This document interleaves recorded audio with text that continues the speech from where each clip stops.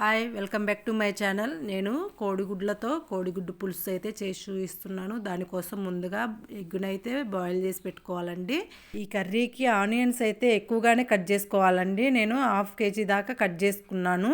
Half KG onions cut చేసుకొని పోపు వేసుకున్నాక ఆనియన్స్లో salt వేసుకొని మగ్గనిచ్చానండి. ఆనియన్స్ మగ్గినాక చింతపండు పులుసు అయితే పోసుకుంటున్నాను.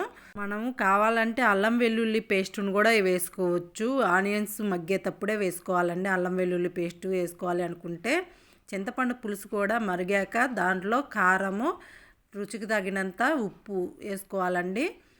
చింతపండు పులుసులో ఆనియన్, కారము, ఉప్పు మొత్తం ఉడికాక మనం ముందుగానే ఉడకబెట్టుకొని పీల్ తీసుకున్న ఎగ్స్ని అయితే వేసుకోవాలి.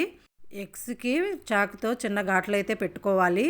ఎగ్స్ కూడా వేసుకున్నాక ఒక స్పూను ధనియా పౌడర్ అలాగే కొంచెం కరివేపాకు వేసుకొని ఒక 2 to 3 minutes అయితే బాయిల్ చేసుకోవాలండి. ఎగ్స్ని చింతపండు పులుసు ఎగ్స్కి పట్టాలండి. అంతే, ఎగ్ పులుసు అయితే రెడీ అయిపోయింది. నా ఛానల్ ఫస్ట్ టైం చూస్తున్నట్లయితే సబ్స్క్రైబ్ చేసుకోండి.